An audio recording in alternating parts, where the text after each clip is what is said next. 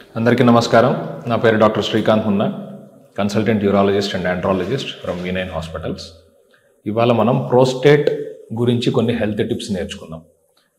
అన్నిటికంటే ముఖ్యమైనది న్యూట్రిషనల్గా ప్రోస్టేట్కి మందులు లేకుండా కొన్ని చిన్న చిన్న టిప్స్ తోటి మనం ప్రోస్టేట్ హెల్త్ని ఎట్లా ఇంప్రూవ్ చేసుకోవాలి, ఆల్రెడీ ప్రోస్టేట్ గడ్డ ఫామ్ అయి ఉంటే దాన్ని ఎట్లా తగ్గించుకోవాలి, మందుల మీద డిపెండ్ అవ్వకుండా దీర్ఘకాలికంలో ఏమేం చేసుకోవాలి అనే దాని గురించి ఒకే ఒక్క విషయం గురించి డీటెయిల్డ్గా మాట్లాడుకుందాం. సో ప్రోస్టేట్ వల్ల వచ్చే సమస్యలు మూత్రం మాటిమాటికి రావటము, అర్జెన్సీ రావటము, రాత్రిపూట ఎక్కువ సార్లు లెగవటము, మూత్రం పోయాలంటే ముక్కాల్సిన అవసరం రావటము, ధార మధ్యలో కట్ అయి రావటం, ఇవన్నీ ప్రోస్టేట్కి సంబంధించిన ఇబ్బందులు. లేదా రిపీటెడ్గా మూత్రం సంచిలో ఇన్ఫెక్షన్ వస్తుంది, మూత్రం పోసిన తర్వాత మళ్ళీ రెండోసారి వెళ్ళాల్సి వస్తుంది. ఇట్లాంటివి కూడా అరుదుగా, వెరీ రేర్గా బ్లీడింగ్ అవ్వటం, మూత్రంలో ఎర్ర రంగులో మూత్రం రావటం, ఇవన్నీ ప్రోస్టేట్కి సంబంధించిన ఇబ్బందులు. సో ఈ ప్రోస్టేట్ అనేది అసలు ఎందుకు పెరుగుతుంది, ఎవరిలో పెరుగుతుంది? మగవారందరిలో 40 ఏజ్ ఇయర్ తీసుకుంటే ఈ ప్రోస్టేట్ ప్రాబ్లం కేవలం 8% మగవారిలోనే ఉంటుంది. అంటే ఒక 100 మంది 40 ఏళ్ల వయసులో ఉన్న మగవాళ్ళని మనం గమనిస్తే, స్కాన్ చేస్తే వీళ్ళకి 8% వాళ్ళకి మాత్రమే, అంటే 100లో 8 మందికి మాత్రమే ప్రోస్టేట్ అనేది వాపు ఆల్రెడీ వయసు రీత్యా వచ్చేది స్టార్ట్ అయి ఉంటుంది. ఇదే 50 ఏళ్ల వయసుకి వెళ్ళేటప్పటికి 50% అవుతుంది. 80 ఏళ్ల వయసుకి రీచ్ అయ్యేటప్పటికి 80% మంది మగవారిలో ప్రోస్టేట్ గడ్డ ఖచ్చితంగా ఉంటుంది. దానివల్ల ఇబ్బందులు 80% మందికి ఖచ్చితంగా ఉండే అవకాశం ఉంటుంది. This is what data suggest, Indian data. So ఈ ప్రోస్టేట్ ఎందుకు పెరుగుతుంది అంటే, it's a hormonal growth. Testosterone అనే ఒక హార్మోన్ టెస్టిస్ నుంచి ఏదైతే కోరికలకి కానివ్వండి, సెక్షువల్ లైఫ్కి కానివ్వండి, వీర్యం ఉత్పత్తికి కానివ్వండి, దాని ఎఫెక్ట్ జరుగుతూ, దాని ఎఫెక్ట్ అయిపోయిన తర్వాత బాడీలో ఒక హార్మోన్ 5-ఆల్ఫా రిడక్టేజ్ అనే ఒక హార్మోన్ తోటి ఆ టెస్టోస్టిరాన్ డైహైడ్రోటెస్టోస్టిరాన్ DHTగా మారుతుంది. ఈ DHT అనేది వెళ్ళి ప్రోస్టేట్ మీద పనిచేసినప్పుడు ప్రోస్టేట్లో smooth muscle cells, connective tissue, అంటే ప్రోస్టేట్లో రసాయనాలు సెక్రీట్ చేసే సెల్స్కి సపోర్ట్ చేసే చుట్టుపక్కల ఉండే సెల్స్ ఇవి ఎక్కువైపోతాయి. ఇవి ఎక్కువైపోవటం వల్ల ప్రోస్టేట్ గ్రంథి తగ్గిపోయి లోపల స్ట్రోమల్ టిష్యూ పెరిగిపోతుంది. సో ఓవరాల్గా ఈ స్ట్రోమల్ టిష్యూ పెరిగినప్పుడు బయటికి పెరగటానికి ప్లేస్ లేనప్పుడు మూత్రం దారి లోపలికి పెరిగి మూత్రం దారిని నొక్కటం జరుగుతుంది. సో ఇది డీటెయిల్డ్గా ప్రోస్టేట్ ఎందుకు డెవలప్ అవుతుంది, ఎవరిలో డెవలప్ అవుతుంది, ఎట్లా డెవలప్ అవుతుంది అని రొటీన్గా మనకు ఓపీడీలో అడిగే క్వశ్చన్స్కి ఆన్సర్స్. సో ఈ ప్రోస్టేట్ వచ్చిన తర్వాత దీన్ని ష్రింక్ చేయడానికి ఆపరేషన్ అవసరం లేకుండా కొన్ని మందులు పెడతాం. కొన్ని సెట్ ఆఫ్ పేషెంట్స్కి ఎవరికైతే గ్రేడ్ 1, గ్రేడ్ 2, గ్రేడ్ 3లో ఉన్నా కానీ సిమ్టమ్స్ లేవు, ప్రోస్టేట్ సైజు 40-50 గ్రాములు పెరిగినా కానీ ఇబ్బందులు లేవు అనే వాళ్ళకి, లేదా మైల్డ్ టు మోడరేట్ సిమ్టమ్స్ ఉన్నాయి, మరీ బాదర్సమ్ కాదు, ఆపరేషన్ అవసరం పడదు వీళ్ళకి, మందులతోటి కంట్రోల్ చేయగలిగిన కేటగిరీలో ఉన్న వారందరికీ మనం మందులు పెట్టుకొని ప్రోస్టేట్ గ్రంథిని ష్రింక్ చేయడానికి హెల్ప్ చేసేలాగా అడ్వైజ్ చేస్తాం. సో అది ఎట్లా ష్రింక్ అవుతుంది అంటే, ఈ టెస్టోస్టిరాన్ డైహైడ్రోటెస్టోస్టిరాన్గా మారే హార్మోన్ ఏదైతే ఉన్నదో దాన్ని బ్రేక్ చేస్తుంది. ఆ హార్మోన్ని పని చేయనీయకుండా ఉండటం వల్ల టెస్టోస్టిరాన్ నుంచి డైహైడ్రోటెస్టోస్టిరాన్ మారదు, డైహైడ్రోటెస్టోస్టిరాన్ వెళ్ళి ప్రోస్టేట్ మీద పని చేయదు, ప్రోస్టేట్ సైజు పెరగదు. సో దీర్ఘకాలికంలో ష్రింక్ అవుతూ సైజు 50% వరకు తగ్గే అవకాశం ఈ మందులతో 3 to 6 months, maximum up to 1 year period మీద ఉండొచ్చు. 1 year తర్వాత జనరల్లీ దానివల్ల ఎక్లిమటైజేషన్ వచ్చేసి ఆ ట్యాబ్లెట్ పని చేయకపోవచ్చు. చాలామందిని చూస్తూ ఉంటాం, సార్ నాకు ప్రోస్టేట్ ప్రాబ్లం ఉందండి, 10 ఏళ్ల నుంచి, ఆల్రెడీ 10 ఏళ్ల మీద నుంచి ట్యాబ్లెట్ వాడుతున్నాను, ఆపరేషన్ అవసరం పడకుండా సాగదీస్తున్నాము, ఇంకొక 10 ఏళ్ళు సాగదీయగలిగితే నా జీవితకాలంలో ఆపరేషన్ తప్పించుకోగలను నేను, లేదా 2-3 ఏళ్ల నుంచి వాడుతున్నాము, ఆపరేషన్కి మాకు విల్లింగ్ లేరు అని చెప్తూ ఉంటారు. సో జనరల్లీ ఈ tablet effect 6 months to 1 year మాత్రమే ఉంటుంది. ఆ తర్వాత బాడీలో న్యాచురల్గా దానికి రెసిస్టెన్స్ రావటము, ఆ ట్యాబ్లెట్ వాడకపోయినా మీ ప్రోస్టేట్ గ్రంథి పెరగకపోవటము, కొన్నాళ్ళ పాటు tablet free period, drug free period అని ఉంటుంది. అంటే ఒక 3 to 6 months ఆ ట్యాబ్లెట్ ఆపేసినా కానీ ప్రోస్టేట్ ఏం పెరిగిపోదు. ఈ రిసెప్టార్స్ మళ్ళా తయారవ్వటానికి, ఈ మందును తప్పించుకొని మళ్ళా ప్రోస్టేట్ గ్రంథి పెరగటానికి కొంచెం టైం పడుతుంది. అప్పటిదాకా ఆ ట్యాబ్లెట్ మనం ఆపి ఆ ఖర్చుని, ఆ ట్యాబ్లెట్ వల్ల వచ్చే సైడ్ ఎఫెక్ట్స్ని అన్నిటినీ ఆపుకోవచ్చు. మళ్ళీ పెరుగుతుంది, మళ్ళీ సిమ్టమ్స్ వస్తున్నాయి అన్నప్పుడు మళ్ళీ స్టార్ట్ చేసుకోవచ్చు. సో ట్యాబ్లెట్లో ఏముంటుంది, ఈ రసాయనంని కట్ చేసి వస్తుంది. మరి న్యాచురల్గా ఎట్లా చేసుకోవాలి సార్? న్యాచురల్గా ట్యాబ్లెట్లు మరి మేము మింగలేకపోతున్నాము, ఖర్చు పెట్టలేకపోతున్నాము, ఆపరేషన్ చేయించుకోవాల్సిన అవసరం లేదని చెప్పారు, మాకు ఉద్దేశం లేదు. సో న్యాచురల్గా ఒక పదార్థం గురించి వాళ్ళు మాట్లాడుకుందాం, దట్ ఈజ్ లైకోపీన్. లైకోపీన్ అనేది ప్రోస్టేట్ సైజ్ ష్రింక్ అవ్వడానికి ఒక అద్భుతమైన మల్టీవిటమిన్లో ఉండే ఒక కాంపోనెంట్. లైకోపీన్ అనేది న్యాచురల్గా ప్లాంట్ ప్రోడక్ట్స్లో, వెజిటబుల్స్లో, ఫ్రూట్స్లో దొరికే ఒక రెడ్ కలర్ న్యాచురల్ వైటమిన్ అది. సో ఎర్ర రంగులో ఉండే వాటిట్లో ఉంటుంది. టొమాటో కానివ్వండి, క్యారెట్స్ కానివ్వండి, వాటర్ మెలన్ కానివ్వండి, స్ట్రాబెర్రీస్ కానివ్వండి, అట్లాగే పింక్ కలర్లో ఉండే పదార్థాలలో పింక్ కలర్లో ఉండే జాంకాయ లోపల తెల్లగా కొన్ని ఉంటాయి, పింక్ కలర్లో కొన్ని ఉంటాయి. పింక్ కలర్లో ఉండే జాంకాయలు కానీ వీటన్నిటిలో లైకోపీన్ రిచ్ సోర్స్గా ఉంటుంది. సో అంటే మనం మామూలుగా హెర్బల్ ప్రోడక్ట్స్, న్యాచురల్ ప్రోడక్ట్స్ చెప్పుకునేటప్పుడు వాటికి స్టడీస్ ఉండవు.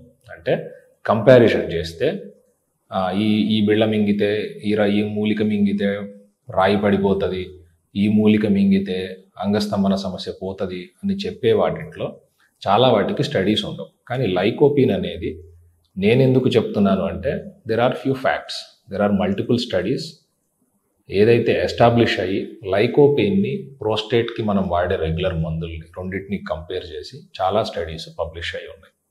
ఈ స్టడీస్లో చెప్పింది ఏంటంటే హై డోస్ లైకోపీన్ అంటే రోజుకి 500 మిల్లీగ్రామ్స్ ట్వైస్ ఎ డే, అంటే టోటల్గా 1 గ్రామ్ తీసుకోగలిగినట్లయితే, అది ఫుడ్ ద్వారా కానివ్వండి, సప్లిమెంటల్ న్యూట్రిషనల్ ట్యాబ్లెట్స్ ద్వారా కానివ్వండి, వేరే ప్రోడక్ట్స్ ద్వారా కానివ్వండి, 500 mg per day twice a day అంటే టోటల్గా 1 గ్రామ్ తీసుకోగలిగినట్లయితే ట్యాబ్లెట్ కంటే మనం ఏదైతే ప్రోస్టేట్ ష్రింక్ అవ్వటానికి వాడే ట్యాబ్లెట్ కంటే రిజల్ట్స్ బెటర్గా ఉన్నాయని. ప్రోస్టేట్ వల్ల వచ్చే కంప్లైంట్స్ని ఆబ్జెక్టివ్గా మనం చూసినట్లయితే ఏమేమి ఉంటాయంటే హై పీవీఆర్ అంటే పోస్ట్ వాయిడ్ రెసిడ్యువల్ యూరిన్, అంటే స్కానింగ్ చేసే ముందు మూత్రం సంచిలో ఎంత మూత్రం ఆపుకున్నాడు పేషెంట్, పోసుకొని రమ్మని చెప్పి వచ్చిన తర్వాత మళ్ళీ స్కానింగ్ చేసినప్పుడు ఎంత మూత్రం ఇంకా మూత్రం సంచిలోనే మిగిలిపోయింది. పోస్ట్ వాయిడ్ అంటే యూరిన్ పోసుకున్న తర్వాత రెసిడ్యువల్ యూరిన్, మిగిలిపోయిన మూత్రం. దాన్ని క్వాంటిఫై చేస్తూ ఇద్దరు పేషెంట్స్ని సెగ్రిగేట్ చేసి ఇద్దరికి చెరొక ట్రీట్మెంట్ ఇచ్చి, ఒకళ్ళకి హైడోస్ లైకోపీన్, ఒకళ్ళకి న్యాచురల్గా రొటీన్గా వాడే ప్రోస్టేట్ మందులు వాడిన స్టడీలో తెలిసింది ఏంటంటే హైడోస్ లైకోపీన్ వాడిన దాంట్లో 48% సిమ్టమ్స్ తగ్గినాయి. ట్యాబ్లెట్ వాడిన వాళ్ళల్లో 28% సిమ్టమ్స్ మాత్రమే తగ్గింది. అంటే క్వాంటిఫికేషన్ 100 ml ఉంటే 48 ml తగ్గిపోయి 52 ml మాత్రమే మిగిలింది వీళ్ళకి. వీళ్ళల్లో 100 ml మిగిలే పేషెంట్స్కి మందులు వాడిన తర్వాత 28 ml తగ్గి స్టిల్ 62 ml లోపల ఉంటుంది, 72 ml. సో ఈ క్వాంటిఫికేషన్ ఇలానే. ఇంకొకటి పిఎస్ఏ అంటే ప్రోస్టేట్ క్యాన్సర్కి సంబంధించిన ఒక blood test, prostate specific antigen.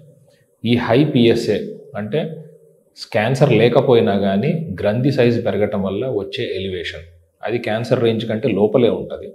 కానీ ఆ ఎలివేషన్ని కూడా ఉన్న పేషెంట్స్ని సెగ్రిగేట్ చేసి స్టడీస్ చేసినప్పుడు పిఎస్ఏ లెవెల్స్ 60% వరకు లైకోపిన్ వాడిన పేషెంట్స్లో తగ్గినాయి అండ్ ఓన్లీ 11% మాత్రమే ట్యాబ్లెట్స్ వాడిన పేషెంట్స్లో తగ్గింది.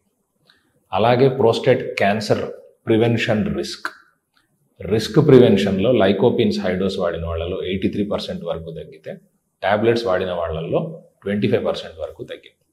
సో ఇది మల్టీనేషనల్ డేటా. ఓకే, సో దీంట్లో సిమ్టమ్స్ 48% కూడా తగ్గినాయి, 44% వరకు తగ్గినాయి.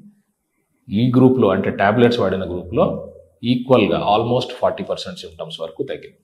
సో లైకోపిన్ వాడటం వల్ల సిమ్టమ్స్ సమానంగానే తగ్గినా పేషెంట్ సాటిస్ఫాక్షన్ సమానంగానే ఉన్నా, అంటే లైకోపిన్ వాడుతున్నప్పుడు పెద్ద ఉపయోగం ఏమి అనిపించకపోవచ్చు ట్యాబ్లెట్తో కంపేర్ చేస్తే మీకు తెలిసే పర్సెప్షన్లో, కానీ స్కానింగ్ రిపోర్టుల్లో మూత్రం మిగిలిపోయేది కానివ్వండి, క్యాన్సర్ రిస్క్ ఉన్న ప్రోస్టేట్ స్పెసిఫిక్ యాంటీజెన్ అనే హార్మోన్ కానివ్వండి, క్యాన్సర్ రిస్క్ రావటం కానివ్వండి, ఇవన్నీ ఎక్కువ లైకోపిన్ వాడిన పేషెంట్స్లో తగ్గింది.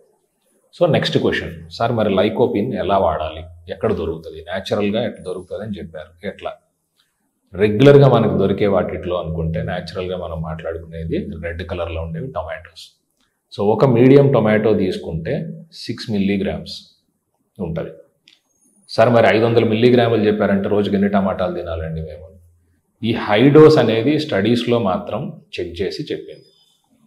స్టడీస్ కంటే ముందు ఎస్టాబ్లిష్ అయిన దాంట్లో యావరేజ్గా మన బాడీకి రెగ్యులర్గా కావాల్సిన లైకోపిన్ని మనం సప్లై చేయగలిగిన ప్రోస్టేట్ ప్రాబ్లం రాకుండా ఉండొచ్చు. ఇందాక చెప్పిన 500 మిల్లీగ్రామ్స్ 2 పూటలు ప్రోస్టేట్ ప్రాబ్లం ఆల్రెడీ వచ్చి హై రిస్క్లో ఉన్న పేషెంట్ కేటగిరీస్కి చెప్పడం జరిగింది, వాళ్ళు చేసిన స్టడీ. సో యావరేజ్గా తీసుకుంటే 9 to 14 milligrams per day is the daily recommended dosage of lycopene. మనం తినే ఆహారంలో 9 to 14 మిల్లీగ్రామ్స్ అంటే సుమారు 2 టమాటాలు. లేదు సార్ ఇంకేమన్నా పదార్థాలు చెప్పండి టొమాటోలు కాకుండా వేరే వాటిలో నుంచి లైకోపిన్స్ వచ్చేది అంటే, ఇంకా రిచ్ సోర్స్ అంటే పింక్ కలర్లో ఉండే జామకాయ, వాటర్ మిలన్. ఈ రెండిట్లో ఒక 100 గ్రాములు వాటర్ మిలన్ని 100 గ్రాములు గావాని తీసుకుంటే సుమారు 50 మిల్లీగ్రాములు ఉంటాయి. సో మీరు ఒక 10 జామకాయలు తినగలిగితే 500 మిల్లీగ్రామ్స్ మీకు అందుతున్నట్టు. 10 జామకాయలు తినటం కష్టం కదా, సో సెగ్రిగేట్ చేసుకుంటూ ట్యాబ్లెట్స్, లైకోపిన్ సప్లిమెంటల్ ట్యాబ్లెట్స్ కూడా వస్తున్నాయి. దాంట్లో 60 to 120 మిల్లీగ్రామ్స్ ఉంటుంది. సో ఒక lycopene supplemental tablet, nutritional tablet, అదేమి మీ బాడీ మీద పనిచేసే మిగతా ట్యాబ్లెట్స్ లాంటిది కాదు, సైడ్ ఎఫెక్ట్స్ ఏమి ఉండవు. It's natural product. దాన్ని ప్యూరిఫై చేసి కాన్సన్ట్రేట్ చేసి ట్యాబ్లెట్ రూపంలో చేసి బయో అవైలబిలిటీ అంటే బాడీలోకి అబ్జార్బ్ అయ్యే కెపాసిటీని పెంచి అందజేస్తున్న ట్యాబ్లెట్. సో ఒక లైకోపిన్ ట్యాబ్లెట్ ఒక 2 స్పూన్ల టొమాటో సాస్ కానివ్వండి, టొమాటో పేస్ట్ కానివ్వండి ఇంట్లో చేసుకున్నది, రాత్రికి మళ్ళీ ఒక లైకోపిన్ ట్యాబ్లెట్ కానివ్వండి, 2 చిన్న జామకాయలు కానివ్వండి, ఒక బౌల్ వాటర్ మిలన్ ఒక 100 గ్రామ్స్ వరకు వచ్చేది ఉంటే సుమారుగా మీకు ఈజీగా ఒక 300 to 500 మిల్లీగ్రామ్స్ న్యాచురల్ ప్రోడక్ట్స్ నుంచి ఇంకొక 200 to 300 మిల్లీగ్రామ్స్ ట్యాబ్లెట్స్ రూపాయన బాడీకి అందజేయగలిగితే ప్రోస్టేట్ ప్రాబ్లం ఉన్న వాళ్ళకి కూడా గ్లాండ్ సైజు ష్రింక్ అయ్యే అవకాశము, ట్యాబ్లెట్స్ వాడకుండా వచ్చే అవకాశం ఉంటుంది. దీన్ని ఇంకా ఫోర్టిఫై చేసుకోవాలి మనము అంటే cooked lycopenes are more bioavailable. అంటే ఆయిల్లో లైకోపిన్ అనే సబ్స్టెన్స్ లిపిడ్ సాల్యుబుల్, అంటే నీళ్ళల్లో వేస్తే కరగదు, ఫ్యాట్లో కానీ ఆయిల్లో కానీ వేస్తే కరిగిపోతుంది. సో ఆయిల్లో లైట్గా స్టిర్ ఫ్రై చేసుకున్న లైకోపిన్ సబ్స్టెన్సెస్, టొమాటో పేస్ట్ లాంటివి, ఆలివ్ ఆయిల్ ఇట్లాంటివి వేసినప్పుడు బాడీలోకి అబ్జార్బ్ అయ్యే బయో అవైలబిలిటీ అంటే ఒక 500 మిల్లీగ్రాములు మనం తీసుకున్నా కానీ బాడీ లోపలికి అబ్జార్బ్ అయ్యే తక్కువ ఉంటుంది, 100-120 మిల్లీగ్రాములు ఉంటుంది. ఇట్లా కుకింగ్ చేసి తీసుకున్నవి 200 to 300 మిల్లీగ్రామ్స్ ఎగ్జాంపుల్గా చెప్తున్నా బయో అవైలబిలిటీ పెరిగే అవకాశం ఉంటుంది. సో లైకోపిన్ అనే న్యాచురల్ సబ్స్టెన్స్ ప్రోస్టేట్ హెల్త్కి చాలా ఇంపార్టెంట్. ప్రోస్టేట్ ప్రాబ్లం ఉన్నవాళ్ళు, వాళ్ళ ట్యాబ్లెట్స్ తోటి వాళ్ళ ప్రాబ్లమ్ని ఫైట్ చేస్తున్న వాళ్ళు ట్యాబ్లెట్స్ వేసుకుంటూ కంటిన్యూ చేసుకుంటూ లైకోపిన్ సప్లిమెంటేషన్ని నార్మల్ డోసెస్లో తీసుకోగలిగిన మీకు లైఫ్ టైంలో సర్జరీ అవసరం రాకుండా ప్రివెంట్ చేసే అవకాశం ఉంటుంది. సర్జరీ ఎంతమందికి అవసరం పడుతుంది? ప్రోస్టేట్ ప్రాబ్లం ఉన్న వాళ్ళల్లో కేవలం 16% వాళ్ళకి మాత్రమే ఆపరేషన్ అవసరం పడుతుంది. మిగతా వాళ్ళందరికీ మనం మందులతోటి దీన్ని బ్రేక్ నొక్కచ్చు, ఇట్లాంటి సప్లిమెంట్స్ తీసుకొని రివర్స్ చేయొచ్చు.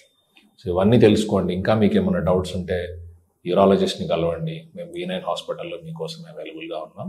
Thank you so much.